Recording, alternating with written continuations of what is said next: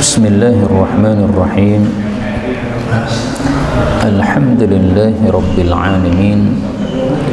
Allahumma salli wa sallim wa barik ala Muhammad wa ala ali Muhammad. Allahumma anfa'na bima 'allamtana wa 'allimna ma yanfa'una wa zidna ilma wa barik lana fi ilmina warzuqna al-ikhlasa fil qawli wal 'amali kamila wa 'ilman nafi'an la yunsa wa tawfiqan daima wa sihhatan wa yaqinan wa afiyah. Allahumma iftah lana kulla khair, Allahumma kfina bihalalika an haramik wa aghnina bifadlika amman siwaka, amin ya rabbal alamin.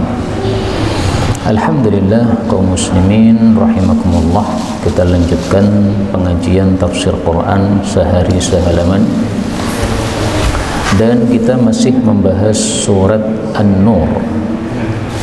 Bisa dilihat mushafnya masing-masing pada halaman 352 pada surat An-Nur ayat 21 sampai 27.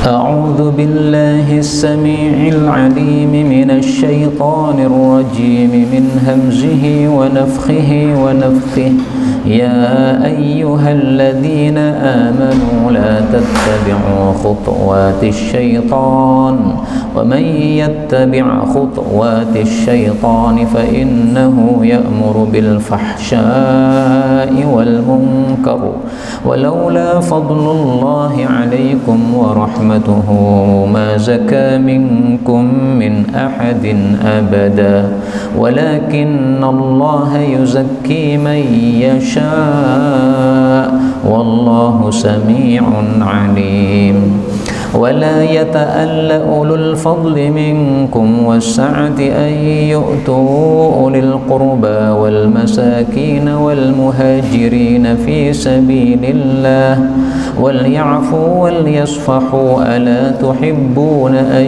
يغفر الله لكم والله غفور رحيم إن الذين يرمون المحسنات الغافلات المؤمنات لعنوا في الدنيا والآخرة ولهم عذاب عظيم يوم يشهد عليهم ألسنتهم وأيديهم وأرجلهم بما كانوا يعملون يومئذ يوفيهم الله دينهم الحق ويعلمون أن الله هو الحق المبين الخبيثات للخبيثين والخبيثون للخبيثات والطيبات للطيبين والطيبون للطيبات أولئك مبرؤون مما يقولون لهم مغفرة ورزق كريم يا أيها الذين آمنوا لا تدخلوا بيوتا غير بيوتكم حتى تستأنسوا وتسلموا على أهلها ذلكم خير لكم لعلكم تذكرون. Alhamdulillahi rabbil alamin. Allahumma arhamna bil Qur'ani amin. Pada ayat-ayat yang kita baca ini ada beberapa kata yang bisa dibaca dengan dua bacaan. Yang pertama pada ayat 21 Allah mengatakan khutuwat, ini ta-nya boleh disukun khutwat. Kemudian pada ayat 22 ya tali boleh dibalik tak dulu, bacanya ya ta'alla, artinya bersumpah, sama juga. Ayat 23 muhsanat boleh dikasrah muhsinat.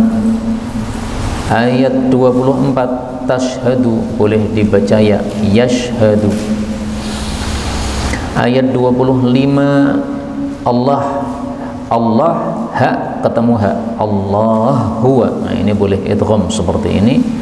Ayat 27 buyutan ba boleh dikasrah biyutan ghaira biyutikum. Ayat 27 bagian terakhir zalnya boleh ditasydid tadzakkarun. Dan ini semua adalah qiraah mutawatirah yang sumbernya dari Rasulullah sallallahu alaihi wasallam, maka semuanya bacaan yang benar. Tafsir ringkasnya begini. Allah mengatakan pada surat An-Nur ayat 21, ya ayyuhalladzina amanu, wahai orang-orang yang beriman, la tattabi'u, jangan kalian mengikuti khutuwatis syaitan, langkah-langkah setan. Kalau nekat gimana? Wa may yattabi', siapa yang mengikuti khutuwatis syaitan, langkah-langkah setan, fa innahu, maka sungguh setan itu ya'muru, memerintahkan bil fahsya, dengan perbuatan keji, wal munkar, dan perbuatan mungkar. Walaula fadlullah, dan kalaulah tidak karena karunia Allah alaikum, kepada kalian, wa rahmatuhu, dan rahmat Allah kepada kalian, ma zaka, tidak ada yang suci, tidak ada yang saleh, minkum, di antara kalian, min ahadin, seorang pun, abada, selama-lamanya. Walakin Allah, akan tetapi Allah itu yuzakki, mensucikan dari dosa-dosa, may yasha, orang yang dia kehendaki. Wallahu, dan Allah itu sami'un, maha mendengar, alimun, maha mengetahui. Kaum muslimin rahimani wa rahimakumullah, pada ayat yang lalu kita sudah bahas kisah tentang dituduhnya istri Nabi yang sangat mulia Aisyah berzina dengan sahabat Nabi yang mulia Safwan bin Mu'attal. Orang mulia dengan orang mulia dituduh berzina, padahal ini perbuatan hina, ini tidak masuk akal. Maka orang-orang yang termakan oleh tuduhan itu berarti sudah mengikuti langkah setan. Makanya Allah mengatakan di sini, wahai orang-orang beriman, jangan mengikuti langkah setan. Termasuk mengikuti langkah setan apa? Berburuk sangka kepada orang baik. Aisyah ini orang baik, malah kamu mengira dia berzina, ini ngikuti langkah setan. Safwan ini orang baik, malah kamu mengira dia berzina, ini langkah setan. Maka termasuk langkah setan, satu, prasangka buruk kepada orang baik. Dua, menyebarkan berita-berita yang belum jelas. Yang ketiga, mengatakan sesuatu yang tidak mengetahui ilmunya. Yang keempat, menggibah atau menggunjing keburukan orang lain. Apalagi keburukan itu tidak ada, berarti namanya menuduh, dan menuduh itu lebih besar dosanya daripada menggunjing. Kita ambil beberapa faedah dari ayat ini. Faedah yang pertama, Allah memulai ayat ini dengan memanggil ya ayyuhalladzina amanu, dan sudah sering dijelaskan, Ibnu Mas'ud berkata, kalau kita mendengar Allah berkata ya ayyuhalladzina amanu, maka kita disuruh pasang telinga. Karena bisa jadi setelah ya ayyuhalladzina amanu ada kebaikan besar yang diperintah oleh Allah, atau ada keburukan besar yang dilarang oleh Allah. Nah, di sini keburukan besar dilarang oleh Allah, yaitu mengikuti langkah-langkah setan. Kaum muslimin rahimani wa rahimakumullah, apapun yang disukai oleh setan itu berarti langkah setan, jangan dilakukan. Termasuk makan minum dengan tangan kiri, ini langkah setan, jangan diikuti. Makan minumlah dengan tangan kanan. Ada seorang kiai makan dengan tangan kiri, padahal pas pengajian begini Pak, disuguhi minuman, dia minum dengan tangan kiri. Wah, itu langsung rontok menurut saya ilmunya itu. Seorang kiai di depan umum minum dengan tangan kiri, kekiaiannya di mana? Disuruh oleh Allah untuk tidak mengikuti langkah setan, malah dia niru-niru setan. Ini nggak berhak untuk diambil ilmu darinya, karena berarti dia pengikut langkah setan. Faedah berikutnya di sini Allah mengatakan, siapa ngikuti langkah setan, ketahuilah setan menyuruh kekejian dan kemungkaran. Berbeda dengan Allah, Allah menyuruh yang sebaliknya dan melarang dari kekejian dan kemungkaran. Sebagaimana disebutkan pada ayat yang lain, Allah Subhanahu wa taala mengatakan, innallaha ya'murukum bil adli wal ihsani wa ita'i dzil qurba wa yanha 'anil fahsya'i wal munkari wal baghi. Innallaha ya'muru, ya, sesungguhnya Allah memerintahkan berbuat adil dan berbuat baik dan memberi kepada kerabat dan melarang dari perbuatan keji dan kemungkaran dan melampaui batas atau kezaliman. Nah, setan sebaliknya, yaitu malah menyuruh kepada fahsya dan mungkar. Apa perbedaan antara fahsya dengan mungkar? Mungkar ditafsirkan oleh Imam Baghawi, yaitu segala sesuatu yang dibenci oleh Allah atau dilarang oleh Allah, itu mungkar. Adapun fahsya ini adalah perbuatan keji yang buruknya itu dahsyat. Zina itu dahsyat, menuduh orang baik-baik berzina, itu dahsyat itu. Maka perbedaannya apa? Setiap fahsya berarti dia mungkar, tapi tidak semua mungkar berarti adalah fahsya. Karena perbuatan-perbuatan yang termasuk dosa kecil itu termasuk mungkar, meskipun kadang-kadang tidak disebut fahsya, tapi dosa-dosa besar disebut fahsya dan dia disebut juga kemungkaran. Makanya Allah setelah melarang fahsya, lalu Allah melarang semua yang dibenci oleh Allah, baik yang dosa besar maupun dosa kecil. Dari sinilah para ulama kemudian membagi atau mengklasifikasi dosa ada dua macam, ada dosa besar, ada dosa kecil. Bedanya apa? Dosa besar tidak bisa diampuni dengan amal-amal soleh, harus taubatan nasuha. Dosa kecil bisa terhapus dengan kita melakukan amal soleh, salat dosanya terhapus, sedekah dosanya terhapus, baca Quran dosanya terhapus, wudhu dosanya terhapus, begitu. Kemudian di sini Allah menegaskan bahwa kalau Allah tidak berikan karunia dan rahmat kepada manusia, tidak ada yang suci dari dosa. Berarti orang itu suci dari dosa, sebabnya apa? Karunia Allah dan rahmat Allah Subhanahu wa ta'ala. Allah nggak berikan rahmatnya, nggak berikan karunia-Nya, maka dosa kita semuanya akan lengkap, tidak ada yang dihapuskan, nggak ada yang diampuni oleh Allah Subhanahu wa ta'ala, sehingga semuanya jadi orang-orang kotor kita ini. Tetapi Allah Subhanahu wa ta'ala mensucikan siapapun yang dikehendaki oleh Allah Subhanahu wa ta'ala. Karena itu Rasul sallallahu alaihi wasallam mengajari kepada kita satu doa yang berkaitan dengan ini, ya.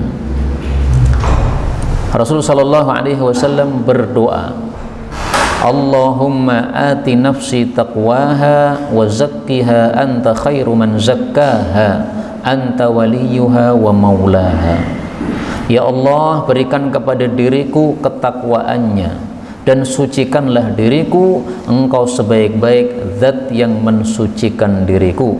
Engkau adalah walinya dan Engkau adalah penolongnya. Engkau adalah pengurusnya dan Engkau adalah penolongnya. Ini hadis diriwayatkan oleh Al-Imam Muslim, yang ini sangat bagus doa ini untuk sering kita baca, karena kalau kita tidak disucikan oleh Allah Subhanahu wa ta'ala, tidak mungkin kita bisa menjadi suci dari dosa-dosa kita.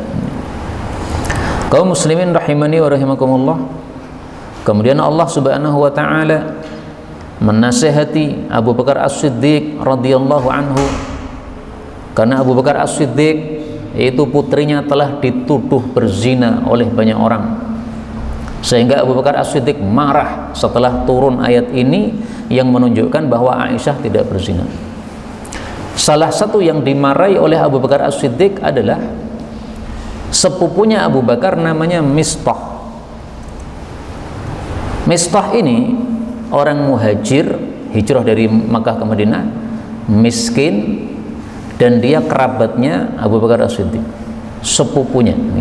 Abu Bakar punya bibi dari ibu ini punya anak namanya Mistah ini. Nah, berarti sepupunya Abu Bakar As-Siddiq. Biasanya Abu Bakar As-Siddiq ngasih sedekah kepada Mistah ini sebagai muhajirin, sebagai orang miskin, sebagai saudara.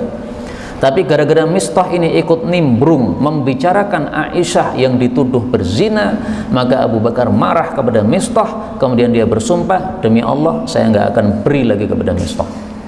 Allah dari atas langit mendengar perkataan Abu Bakar As-Siddiq. Hei Abu Bakar As-Siddiq, kamu itu orang baik, tidak pantas kamu bersumpah-sumpah seperti itu. Turun ayat ini. Allah katakan, wala yata'alla, dan janganlah bersumpah ulul fadri, orang yang memiliki kelebihan, minkum, di antara kalian, wasa'ati, dan kelonggaran. Bersumpah untuk apa? Ayyutu, bahwasanya tidak memberi ulil qurba, kepada kerabat-kerabat, wal masakin, dan orang-orang miskin, wal muhajirin, dan orang-orang muhajir fi sabilillah, wal ya'fu, dan hendaklah mereka memaafkan, wal yasfahu, dan hendaklah mereka melonggarkan. Ala tuhibbun, apakah kalian tidak senang, ayyaghfirallahu lakum, kalau Allah mengampuni dosa kalian juga. Wallahu, dan Allah itu ghafurun, maha pengampun, rahimun, maha penyayang. Ya, jadi ayat 22 ini termasuk ayat sababiyah, ayat yang ada sebabnya kenapa turun. Penyebabnya siapa? Abu Bakar As-Siddiq, gara-gara dia sumpah tidak akan ngasih lagi kepada Mistah. Wajar toh Pak nggih, seorang bapak punya anak yang dicintai, anaknya dituduh berzina, bapaknya nggak terima. Wajar, ini manusiawi. Dan dari sini kita ambil pelajaran bahwasanya sahabat-sahabat Nabi itu juga manusia, kadang seperti ini berbuat salah, ditegur oleh Allah dari langit. Tidak seperti orang-orang Syiah yang mengatakan imam-imam kami maksum. Enggak ada yang maksum selain Nabi dan malaikat. Abu Bakar ini bukan Nabi, bukan malaikat, maka enggak maksum. Ya dia salah di sini, ditegur oleh Allah Subhanahu wa taala. Kamu ngasih Mistah niatnya untuk siapa? Niatnya untuk Allah kan? Cari pahala dari Allah kan? Maka mau dia nuduh anakmu atau tidak, tetap kamu ngasih dia karena cari pahala dari Allah. Kalau kamu tidak ngasih dia gara-gara dia nuduh anakmu, berarti keikhlasanmu dipertanyakan. Kamu beramal untuk siapa kamu itu? Nih. Berdakwah seperti ini di banyak orang yang mencela, yang mencaci, akhirnya berhenti dari berdakwah. Loh, berdakwahnya untuk siapa? Kalau berdakwahnya untuk Allah, mau dicaci, mau ditinggalkan, nggak ada masalah, lanjut terus. Meskipun yang mendengarkan cuma satu orang, yang penting dakwahnya karena Allah Subhanahu wa ta'ala. Allah ridha, sudah selesai, nggak perlu banyak orang yang mendengarkan. Kita ambil beberapa faedah. Faedah yang pertama, yang dimaksud ulul fadli, orang-orang yang memiliki kelebihan, ini adalah Abu Bakar As-Siddiq radhiyallahu ta'ala anhu.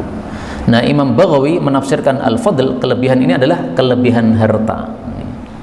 Tapi bisa saja al-fadl ini adalah kelebihan dalam hal agama, yaitu Abu Bakar As-Siddiq memang punya kelebihan dalam hal agama. Adapun kelebihan harta sudah terwakili kata-kata as-sa'ah, kelonggaran harta. Jadi artinya apa? Abu Bakar As-Siddiq itu orang mulia dan dia kaya, punya harta, maka sangat pantas untuk ngasih kepada kerabatnya.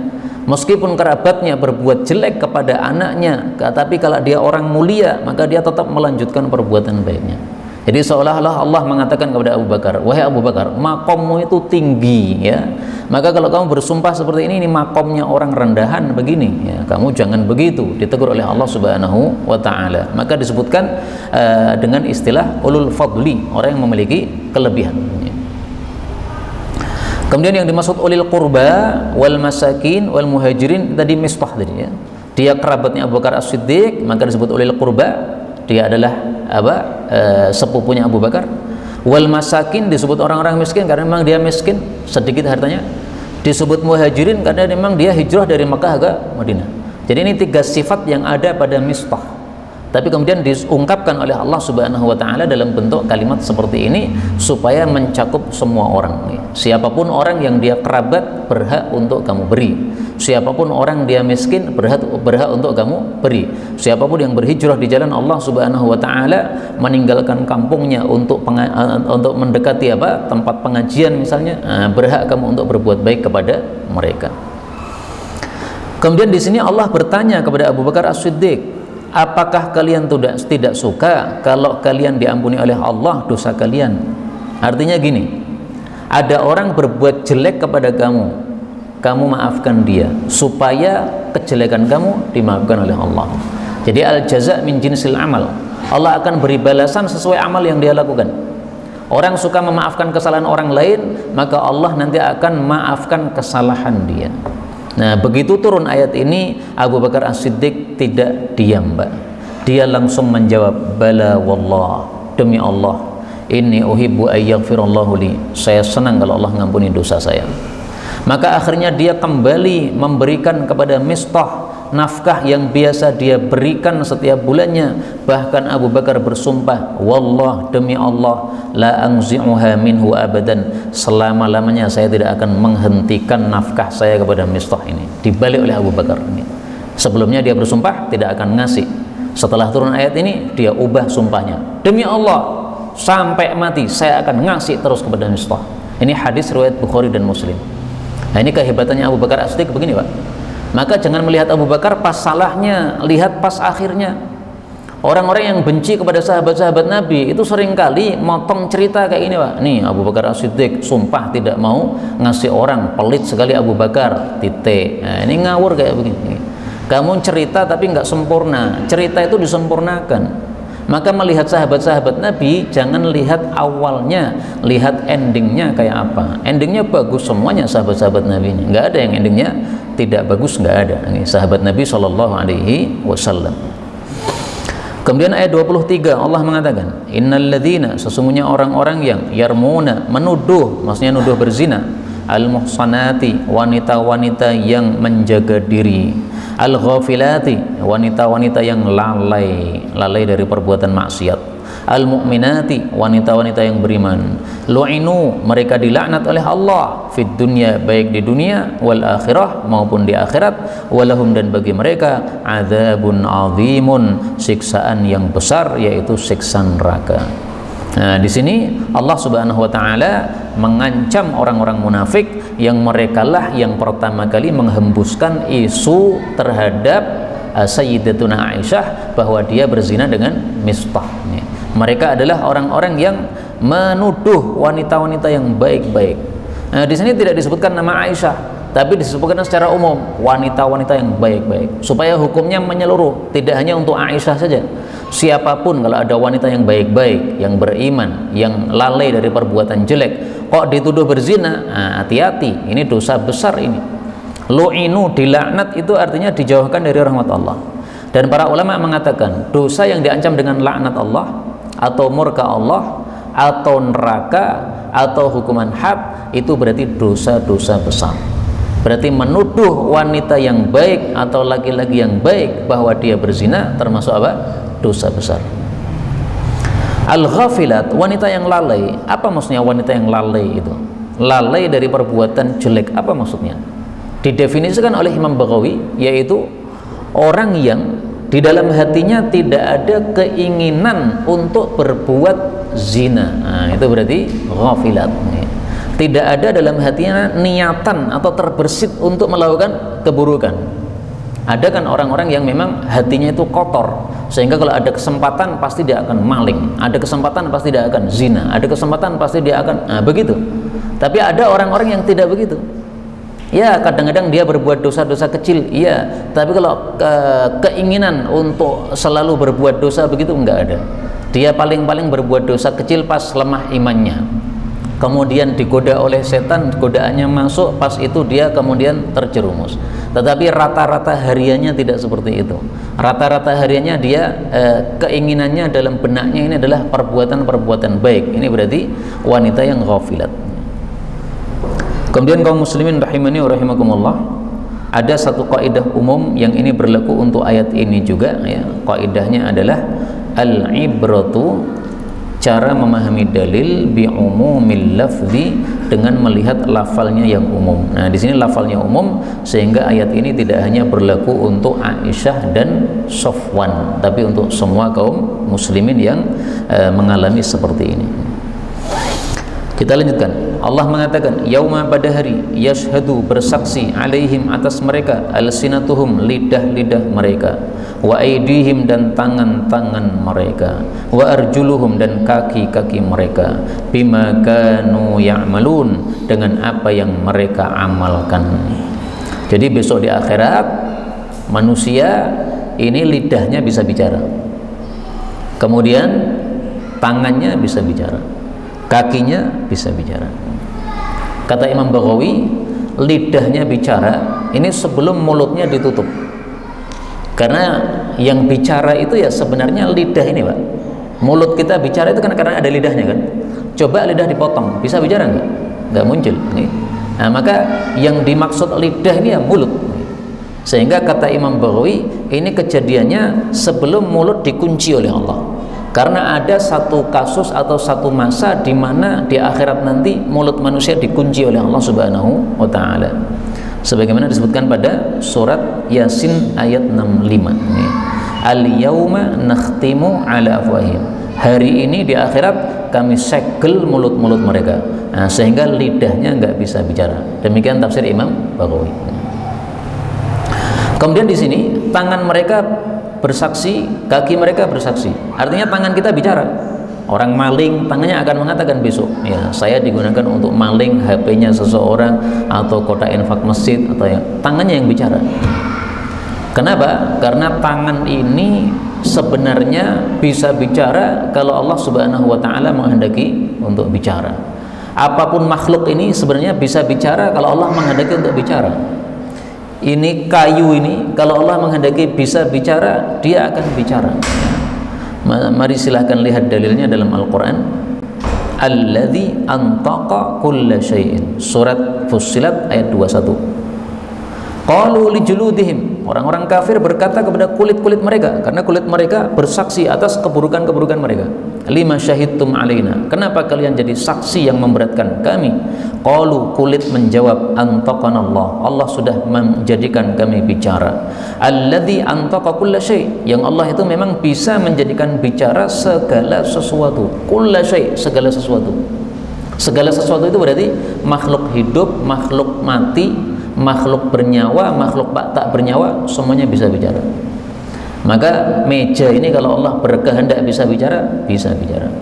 Di masa Nabi SAW, para sahabat mendengar makanan-makanan di tangan bertasbih. Kunna nasma'u tasbihat ta'am, kami mendengar makanan-makanan bertasbih ketika sedang dipegang, kemudian bersama Nabi SAW makan, kemudian bertasbih makanan itu, terdengar tasbihannya. Makanan bisa bertasbih, kok bisa? Itu Allah menghendaki. Tapi sayangnya kita tidak pernah mengalami hal itu. Masalah kaki menjadi saksi ini, ada satu riwayat yang saya temukan dalam kitab Ibnu Katsir, bahwasanya Abu Musa al-Asy'ari sahabat Nabi mengatakan, inni la ahsibu, sungguh saya mengira, awwala ma yantiqu minhu, ucapan anggota tubuh yang pertama kali berucap, fakhiduhul yumna, itu adalah paha seseorang yang kanan. Ini kata Abu Musa al-Asy'ari. Sumbernya dari mana? Wallahu alam. Bisa jadi dia mendengar dari Nabi, bisa jadi juga dia mendengar dari ahli kitab, tapi yang jelas nggak jelas. Yang jelas apa? Tidak jelas. Kalau dia mengatakan dari Nabi, ini jadi dalil. Tapi karena dia cuma mengatakan saya menyangka, saya mengira, ini belum tentu dari Rasulullah Shallallahu Alaihi Wasallam. Paha yang kanan yang pertama kali bicara dari anggota tubuh manusia. 25.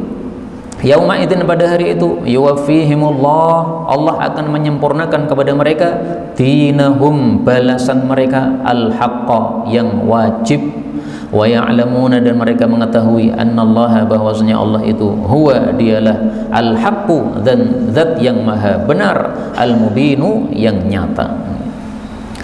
Yang dimaksud dinahumul haqq itu adalah balasan terhadap amal masing-masing. In khairan fa khairan, kalau amalnya baik kasih balasan yang baik. In syarran fa syarrun, kalau amalnya buruk dikasih balasan yang buruk. Itulah makna dinahumul haqqa, balasan mereka yang wajib.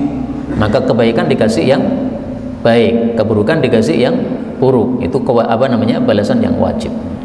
Maka din di sini artinya bukan agama, tapi artinya adalah balasan. Seperti maliki yaumiddin, hari pembalasan. Mereka saat itu mengetahui bahwasanya Allah itu adalah yang maha benar, yang nyata. Maksudnya semua yang dijanjikan Allah di dunia semuanya terbukti. Allah mengatakan ada neraka, betul-betul ada neraka. Allah katakan ada surga, betul-betul ada surga. Allah katakan ada mizan, timbangan penimbang amal, betul-betul ada timbangan. Itulah makna al-haqqul mubin. Semua yang diinformasikan oleh Allah semuanya pasti terjadi besok di akhirat. Kemudian Allah memberikan satu kaidah. Ini kaidah sangat penting untuk kita menerima atau menolak informasi yang beredar. Kaidahnya apa? Allah katakan, al-khabithatu, perkataan-perkataan buruk, lil khabithin, bagi orang-orang buruk, wal khabithun, orang-orang buruk, lil khabithat, untuk perkataan-perkataan buruk, wat thayyibat, perkataan-perkataan baik, lit thayyibin, bagi orang-orang baik, wat thayyibun, orang-orang baik, lit thayyibat, bagi perkataan-perkataan yang baik. Ulaika, mereka itu orang-orang baik, mubarraun, mereka dibersihkan, mimma yaqulun, dari apa yang mereka ucapkan, maksudnya dari tuduhan-tuduhan tadi. Lahum, bagi mereka, maghfiratun, ampunan dari Allah, wa rizqun karim, dan rizki yang baik, yaitu surganya Allah Subhanahu wa ta'ala. Jadi maksudnya gini Pak, Aisyah itu orang baik, Sofwan bin Mu'attal orang baik. Maka sepantasnya ucapan-ucapan baik kita serahkan kepada mereka, ketika berikan kepada mereka. Aisyah tidak mungkin berzina, nah, ini ucapan yang baik. Sofwan tidak mungkin berzina, ini ucapan yang baik. Kalau kita mengatakan Aisyah berzina, ini ucapan buruk, disematkan kepada orang baik, nggak cocok. Ucapan buruk pasnya disematkan kepada orang yang buruk. Itulah tafsir Imam Baghawi. Maka al-khabithat di sini maksudnya ucapan yang buruk. Jangan diberikan kecuali kepada al-khabithin, orang buruk. Nah, Aisyah orang baik tidak? Orang baik. Kenapa engkau sematkan kepadanya perkataan buruk, yaitu kamu tuduh berzina? Nggak pantas. Maka setiap ada informasi yang jelek tentang orang baik, kita katakan al-khabithatu lil-khabithin, at-thayyibatu lit-thayyibin. Nggak mungkin. Ini kaidah dari Allah Subhanahu wa taala. Tapi memang ini ada 3 tafsiran. Okay? Tafsiran yang kedua, al-khabithatu, wanita yang jelek, lil-khabithin, untuk laki-laki yang jelek. Artinya gini, Aisyah itu istrinya siapa? Istrinya Rasulullah. Rasulullah orang baik tidak? Orang baik. Berarti istrinya orang baik, nggak mungkin berzina. Maka at-thayyibat, Aisyah adalah wanita-wanita yang baik, lit-thayyibin, menjadi istri bagi orang-orang yang baik, yaitu Rasulullah sallallahu alaihi wasallam. Tafsiran yang ketiga, al-khabithat, amal-amal jelek, lil-khabithin, bagi orang-orang jelek. Aisyah orang baik atau jelek? Orang baik. Zina baik atau jelek? Jelek. Nah, berarti tidak mungkin Aisyah berzina.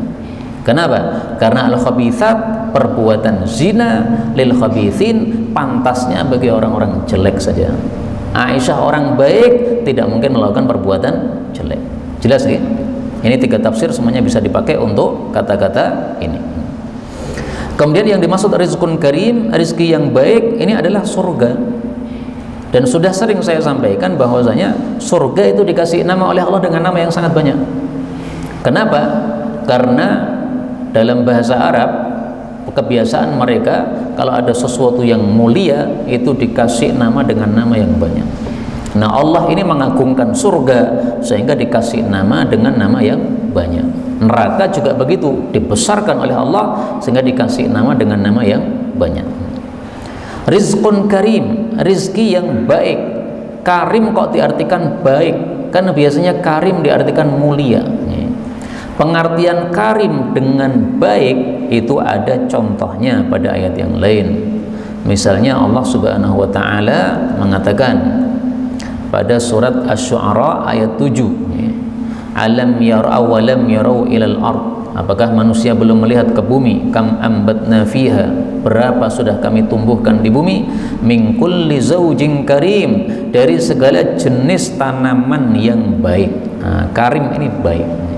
Kalau diartikan mulia kan membingungkan, Pak. Tanaman mulia ini gimana? Tanaman kok mulia? Berarti ada tanaman yang hina? Enggak ada. Nah, maka zaujin karim, segala jenis tanaman yang baik. Demikian juga di sini apa? Rizqun karim, rezeki yang baik. Nah, maka terjemahnya sesuaikan dengan kondisi kalimatnya. Kalau ada orang dermawan, nah, karim itu artinya dermawan. Karim juga bisa diartikan mulia. Karim juga bisa diartikan baik. Nah, pilih terjemah yang cocok untuk kondisi kalimatnya. 27, Allah mengatakan, ya ayyuhalladzina amanu, wahai orang-orang yang beriman, la tadkhulu, janganlah kalian masuk, buyutan, rumah-rumah, ghaira buyutikum, yang bukan rumah-rumah kalian, hatta, sehingga tasta'nisu, kalian minta izin, wa tusallimu, dan kalian ucapkan salam, ala ahliha, kepada penghuninya. Dzalikum, hal itu, khairul lakum, lebih baik bagi kalian daripada tidak melakukan. La'allakum, supaya kalian itu tadzakkarun, mengambil pelajaran. Kaum muslimin rahimani wa rahimakumullah, ini suatu yang penting sehingga dimulai dengan ya ayyuhalladzina amanu. Jadi masalah masuk rumah dengan salam ini jangan dianggap tidak penting. Ini masalah penting. Makanya Allah memulai dengan apa? Ya ayyuhalladzina amanu. Sebagaimana konsepnya Ibnu Mas'ud tadi. Pokoknya kalau ada ya ayyuhalladzina amanu, pasti ada kebaikan besar diperintah oleh Allah atau ada keburukan besar dilarang oleh Allah. Nah, di sini Allah melarang masuk rumah orang lain tanpa salam, tanpa minta izin. Berarti kita disuruh masuk rumah orang dengan mengucapkan salam. Maka ini perintah yang sangat besar manfaatnya, besar faedahnya. Kita ambil beberapa faedah. Di sini disebutkan tasta'nisu, minta izin, wa tusallimu, dan mengucapkan salam. Prakteknya dibalik, salam dulu baru minta izin. Kita datang ke rumah orang, ketuk pintu, assalamualaikum, waalaikumsalam, bolehkah saya masuk? Nah, salam dulu, Pak. Jadi bukan bolehkah saya masuk kemudian assalamualaikum. Nah, kebalik. Okay? Sebagaimana ada hadisnya yang sahih menunjukkan hal itu. Rasulullah Shallallahu Alaihi Wasallam mengajari kepada seseorang yang minta izinnya kebalik. Maka Nabi mengatakan, qul, katakanlah, assalamualaikum, a'adkhul, assalamualaikum, bolehkah saya masuk? Hadis riwayat Abu Dawud. Nah, kalau sudah dikatakan boleh, baru kita masuk. Meskipun pintu rumahnya terbuka, Pak, jangan langsung bludus begitu.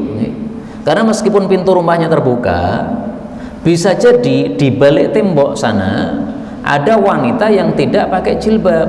Begitu kita masuk, ternyata istrinya teman kita nggak pakai jilbab. Nah, itu salahnya karena belum minta izin. Maka harus minta izin dulu supaya mata tidak melihat aurat orang. Itulah kenapa diperintahkan untuk apa? Minta izin supaya tidak melihat aurat orang. Rasulullah bersabda, innama ju'ilal isti'dzan, dilakukan minta izin min ajlil basar, supaya mata tidak melihat aurat orang lain. Maka salam dulu, kemudian minta izin. Diizinkan, masuk. Tidak diizinkan, tidak masuk. Meskipun salamnya dijawab, tapi nggak diizinkan, jangan nekat masuk. Assalamualaikum, waalaikumsalam, boleh saya masuk? Tidak boleh, ya sudah, pulang. Karena mungkin dia lagi sibuk. Boleh saya masuk? Nggak boleh. Nah, mungkin lagi tidak menerima tamu. Nggak ada masalah, itu haknya seorang apa? Pemilik rumah. Maka di sini meskipun disebutkan minta izin dulu baru salam, tapi prakteknya dibalik, salam dulu baru minta izin. Nah, pertanyaannya kenapa kok disebutkan minta izin dulu? Para ulama katakan supaya orang mementingkan masalah minta izin. Karena zaman dulu orang-orang jahiliyah biasanya bludus minta izinnya belakangan. Assalamualaikum, masuk langsung. Setelah masuk baru kemudian boleh nggak saya masuk? Nah, ini kebalik ini. Harusnya minta izin dulu baru masuk. Nah, maka karena mereka meremehkan masalah minta izin, dinomorsatukan oleh Allah dalam penyebutan di sini tasta'nisu. Tapi prakteknya tetap salam dulu. Faedah yang kedua, di sini Allah katakan hal itu lebih baik untuk kalian. Apa kebaikan salam? Nah, mari kita lihat kebaikan salam menurut hadis-hadis Nabi Sallallahu Alaihi Wasallam. Hadis yang pertama, idza dakhalta ala ahlik, kalau kamu masuk kepada rumah keluargamu, fasallim, ucapkanlah salam, takunu barakatun alaika, akan muncul berkah untukmu, wa ala ahli baitika, juga penghuni rumahmu. Ini hadis diriwayatkan oleh Tirmidzi, dikatakan dhaif oleh Al-Albani. Meskipun dianggap dhaif oleh Syekh Al-Albani, tapi maknanya sahih. Karena Allah menyebutkan dalam Al-Quran, tahiyatan min indillahi mubarakatan tayyibah. Salam itu adalah berkah dan baik. Hadis yang kedua, dan ini hadis yang lebih penting untuk kita. Rasulullah Shallallahu Alaihi Wasallam bersabda, "Thalathatun kulluhum dhamin 'ala Allah." 3 orang dijamin oleh Allah. Orang yang berperang, kalau dia mati dijamin masuk surga. Kalau tidak mati, pulang membawa pahala ghanimah. Yang kedua, orang yang datang ke masjid, maka dia dijamin oleh Allah kalau mati masuk surga. Kalau tidak mati, maka pulang ke rumah membawa pahala. Yang ketiga, rajulun dakhala baitahu bisalam. Orang masuk rumah dengan ucapan assalamualaikum. Fahuwa dhamin 'ala Allah, maka dijamin oleh Allah. Kalau habis salam mati masuk surga. Kalau tidak mati dapat pahala. Penak lagi. Jadi habis salam mati, assalamualaikum, masuk rumah mati, nah, masuk surga. Tapi kalau kita masuk rumah tanpa salam mati, ya mbuh ra jelas nih, masuk surga pun neraka nih. Nah, maka supaya kita pasti masuk surga, setiap masuk rumah hendaklah kita mengucapkan assalamualaikum. Bahkan menurut para ulama kita rahimahumullahu ta'ala, kalau seandainya rumah kita kosong nggak ada orang, tetap kita salam. Salamnya apa? Assalamu alayna wa ala ibadillahis shalihin. Mudah-mudahan selamat untuk kita dan untuk hamba-hamba Allah yang saleh. Jadi salamnya untuk dua, Pak. Untuk kita yang masuk dan untuk hamba-hamba Allah yang saleh. Karena ketika kita masuk itu hakikatnya tidak kita sendiri, ada malaikat kanan, ada malaikat kiri. Ini hamba-hamba Allah yang saleh. Mungkin juga ada jin-jin muslim di rumah kita itu, okay? Nah, sehingga apa? Kita masuk itu berarti kita sudah salam kepada jin-jin muslim yang ada di rumah kita. Mungkin jin-jin muslim itu senang di rumah kita. Kenapa? Sering disetelkan murattal, sering mendengar kita membaca Quran. Kalau rumah panjenengan sering dangdutan, nah itu kira-kira yang masuk jin-jin kafir-kafir nih Pak. Maka hati-hati ya, rumah kita hendaklah apa? Diisi yang baik-baik, jangan diisi yang buruk-buruk. Inilah yang dapat kita pelajari pada pertemuan kali ini, betul dari Allah Subhanahu wa taala. Kalaupun ada salahnya fa astaghfirullahal azim li wa lakum walhamdulillahirabbil alamin.